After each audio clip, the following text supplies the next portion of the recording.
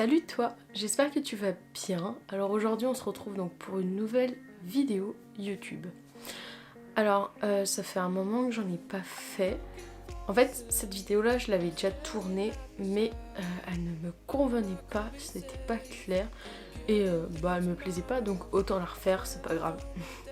Et puis entre temps j'ai changé ma chambre, du coup j'ai pas eu le temps, enfin surtout j'ai pas pris le temps de faire de nouvelles vidéos, mais on s'en fiche.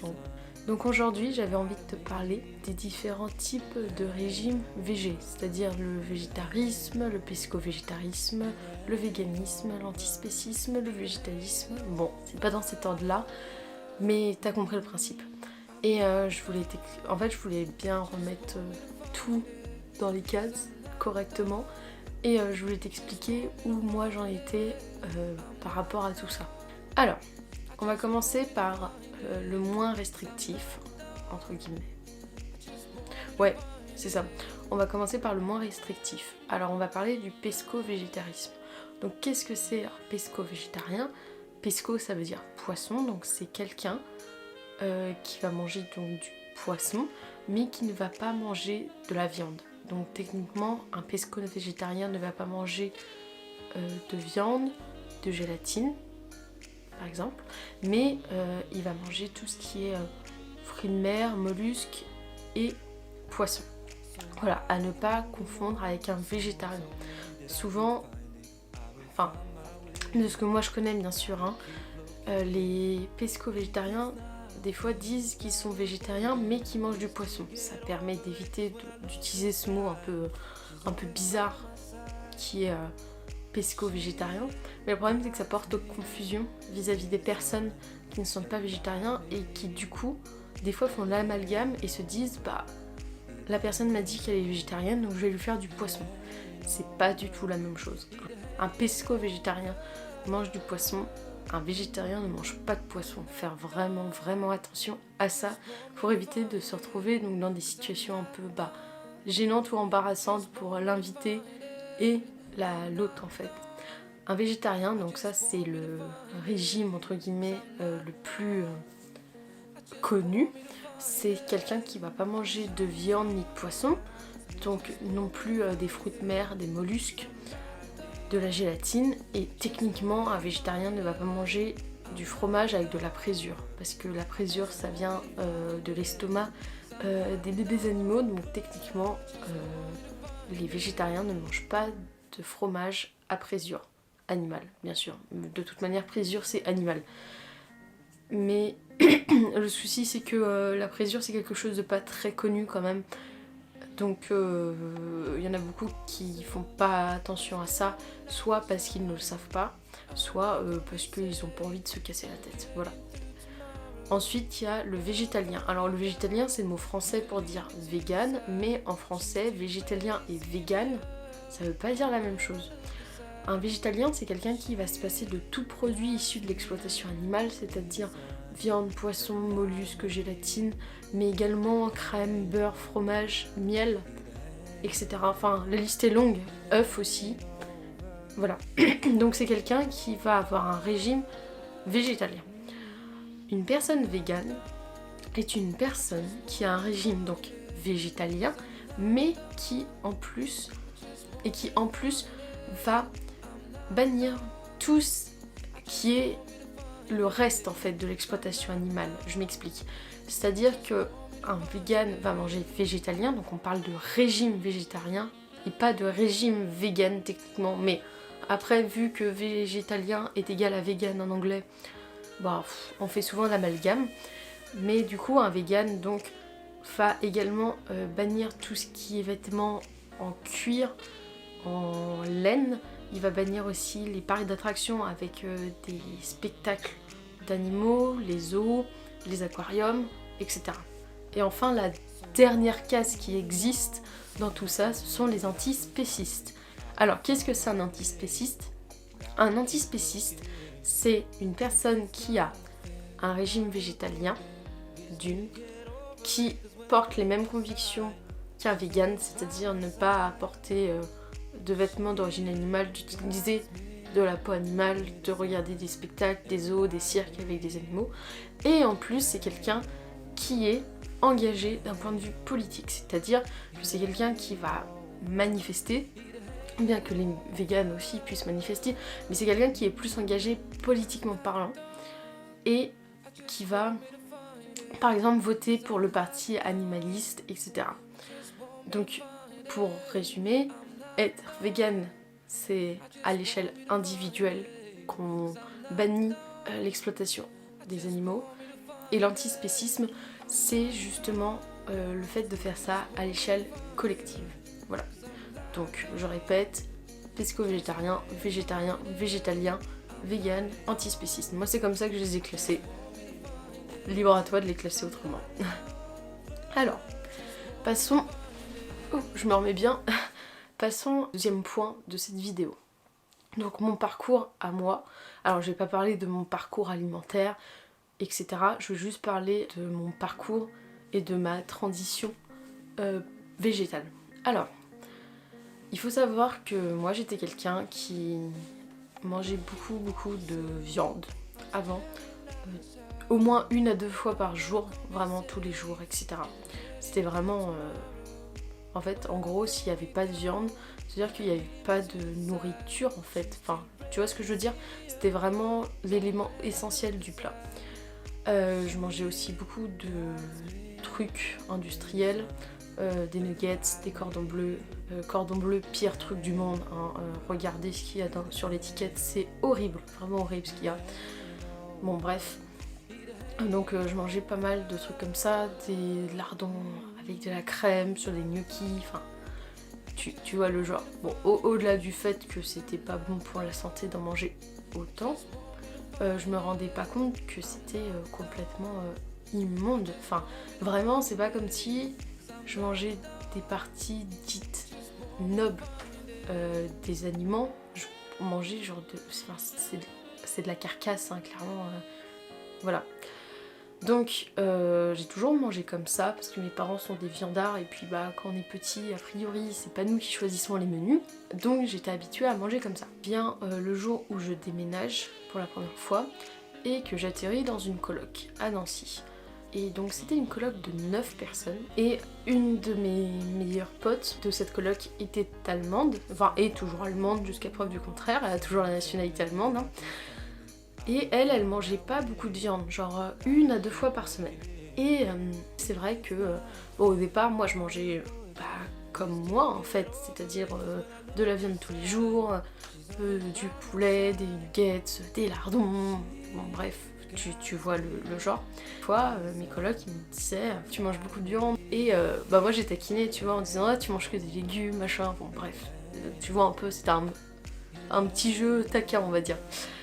Le déclic n'a pas eu lieu là, mais je tiens à en parler parce que je me suis rendu compte plus tard que ça m'avait fait quand même réfléchir. Pas sur le coup même, mais ça m'a fait réfléchir l'année d'après. J'ai commencé à réduire la viande dans cette coloc-là, mais à savoir que c'était vraiment très minime. Enfin, on va dire que sur 14 repas, au lieu d'en manger 14 fois par semaine de la viande, j'en mangeais plus que 10 fois.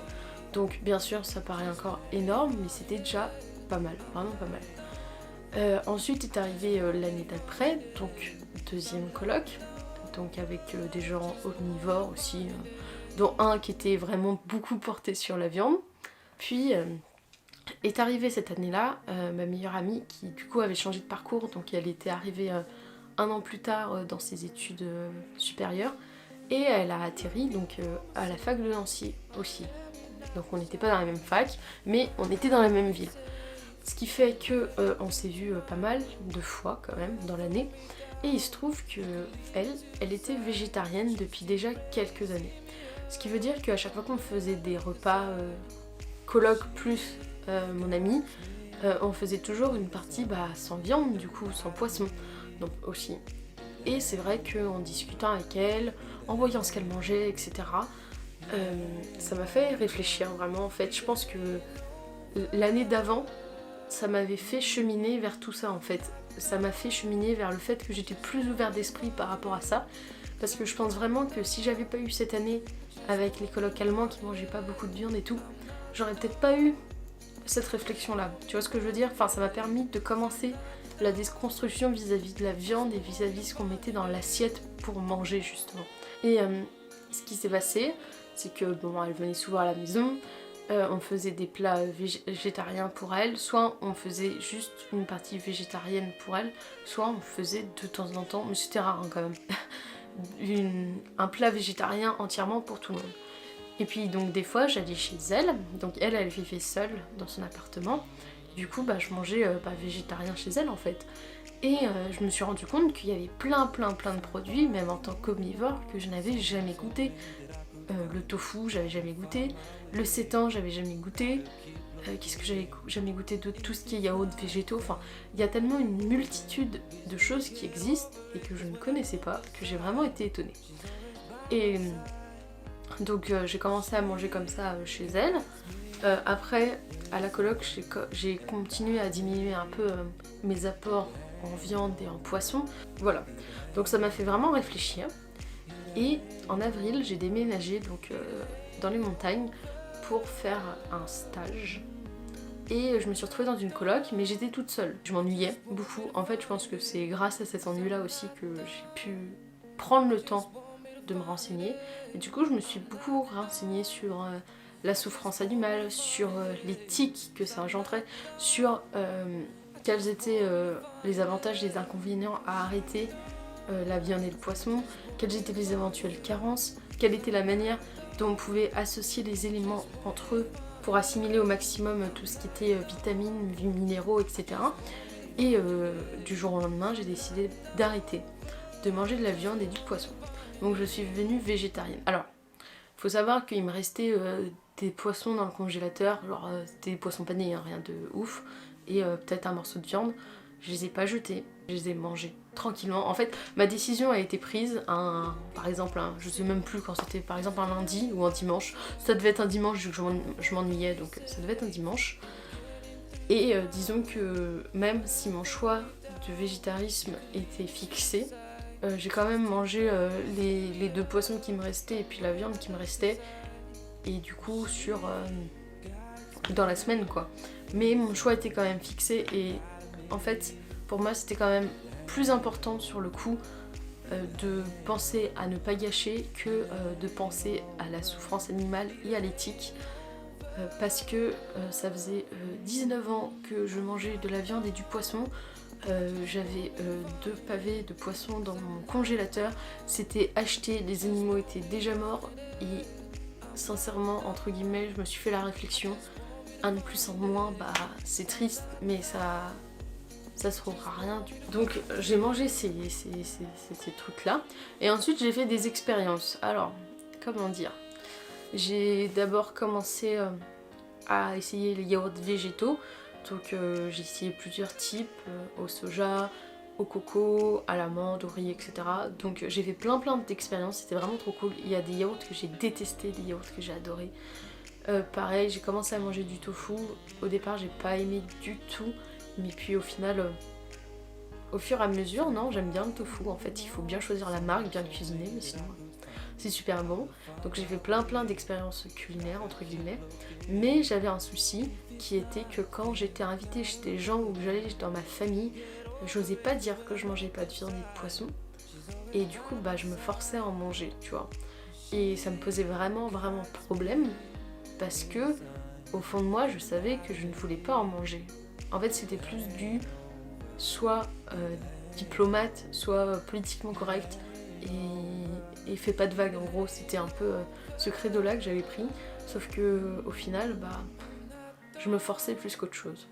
Donc, au bout de 6 mois, je pense, j'ai 100% arrêté. Même chez mes amis et ma famille.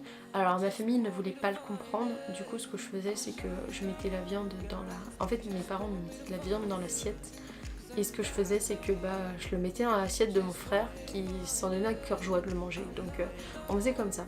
Et donc ensuite j'ai commencé à affirmer le fait que j'étais végétarienne, c'est-à-dire que les gens de ma classe le savait. Bien sûr, je disais pas bonjour, je m'appelle Jeanne, je suis végétarienne. Hein. Mais les gens le savaient en fait, rien qu'en voyant mes plats, etc. Ils comprenaient que j'étais végétarienne. Et ensuite, j'ai commencé à me demander, mais pourquoi arrêter que la viande et le poisson? Et du coup, je me suis renseignée.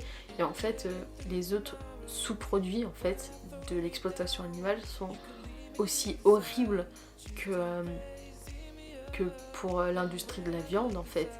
Parce qu'au final, une vache laitière, bah, elle se fait quand même tuer à la fin. Tu vois, donc... Enfin, moi qui voulais faire ça pour l'éthique, bah, au final, je me rendais compte... Pardon. Je me rendais compte que c'était pas si éthique que ça, ce que je faisais, en fait. Et du coup, j'ai commencé à arrêter de boire du lait. Déjà, ça a été la grosse révolution. Arrêter de boire du lait. J'ai d'abord arrêté les yaourts. J'ai gardé le fromage très longtemps. J'avais arrêté les œufs. Je les ai repris un petit peu. Je les ai arrêtés. Et à l'heure actuelle, donc je sais pas dans quelle case je me mets parce que j'aime pas les cases en fait. Enfin, bref. Mais si vous voulez vraiment une case, de sûr, je mange pas de poisson, pas de viande. Je mange pas non plus d'œufs, de lait et de yaourt. Et j'avoue que ça m'arrive encore de temps en temps de manger du fromage. Mais je me blâme pas dans le sens où bah chacun a son rythme, chacun fait ce qu'il veut de son corps, etc. Et je veux pas culpabiliser parce que j'ai envie d'en manger à l'instant T. J'avoue que j'en mange très rarement. Je suis en passe d'arrêter, mais c'est vrai que le fromage c'est un aliment qui est très compliqué pour moi en tout cas à arrêter. Mais je me culpabilise pas, je me flagelle pas. Je fais ça tranquillement à mon rythme. Parce que chacun son rythme, il y a des gens qui ont arrêté du jour au lendemain et ça leur a convenu. Il y a des gens qui ont transitionné en 5 ans, en 10 ans. Et qu'importe en fait. Enfin, genre, moi ça me va en fait. J'essaye de plus en plus d'arrêter le fromage. Après, on est tous différents, on fait tous des choix alimentaires différents. Il y a des gens qui vont continuer à manger de la viande, il y a des gens qui vont continuer à manger du poisson, etc. Après, moi je dis, chaque petit effort pour l'éthique, pour la planète, pour la souffrance animale, pour l'environnement, enfin n'importe quelle raison que tu as envie d'utiliser, en fait est bon. Enfin, si tu mangeais tous les jours de la viande et que t'en manges plus qu'une fois par semaine, bah bravo en fait. Si t'as décidé de stopper le poisson, bravo. Si t'as décidé de diminuer ta quantité de produits laitiers, bravo aussi. Enfin, moi je veux pas blâmer les gens qui arrêtent pas du tout. Enfin, je suis pas du tout dans cette optique-là. Les gens qui se rendent compte de ce qu'ils mettent dans leur assiette, les gens qui décident ne serait-ce que de diminuer les quantités, bah j'ai envie de vous dire félicitations parce que c'est déjà pas facile à faire pour soi et c'est déjà encore moins facile à assumer publiquement en fait parce qu'on n'est pas dans une société qui prône le végétarisme, le végétal, on est plus... Enfin, faut dire ce qui est, hein. En France on est des viandards, hein. Il suffit de voir le cassoulet, voilà, c'est représentatif de la proportion qu'on mange de viande en fait par rapport au reste. Mais enfin, j'ai envie de dire bravo, les gens qui ont arrêté la viande et le poisson chez eux et qui n'en mangent que quand ils vont au resto parce que pour eux ils considèrent que c'est leur moment plaisir, etc. Bah félicitations aussi, vous avez quand même diminué. Donc voilà, moi je pense que tout est bon à prendre, tous les petits efforts de chacun sont bons à prendre, donc voilà, je suis fière de toi qui regarde cette vidéo, même si tu manges encore tous les jours de la viande, si ça peut te permettre de diminuer un petit peu, bah félicitations à toi parce que c'est ta propre démarche, c'est pas moi qui te fait faire la démarche, tu vois. Mais c'est en parlant, en entendant des gens en parler, etc., qu'on peut se faire son propre avis et qu'on peut se dire ouais, je pense que je suis d'accord, je suis en phase avec ces valeurs-là, du coup moi aussi je vais arrêter, etc. Donc félicitations à toi, franchement bravo. Je sais pas comment finir cette vidéo, vraiment c'est... Je sais pas, je pourrais pas vous dire, donc on va peut-être s'arrêter là, parce que là en fait j'allais dire ça devient gênant mais pas pour vous, pour moi, parce que je suis juste assise sur mon lit toute seule à parler à un objectif et je sais pas comment lui dire au revoir, sauf que faut que je pense qu'il y a quelqu'un derrière et j'avoue c'est un peu compliqué des fois. Bon bref, bah, j'espère que cette vidéo t'aura appris des choses, que ça aura remis à plat les différents types de régimes alimentaires et puis si t'as des questions sur tout ça, n'hésite vraiment pas, je suis disponible pour te répondre. Voilà, et ben sur ce je te souhaite une bonne journée et puis je te dis à bientôt. Ciao. I just want me to find it, 'cause I'm not done. I just want me to find it. I'm not done. I just want me to find it.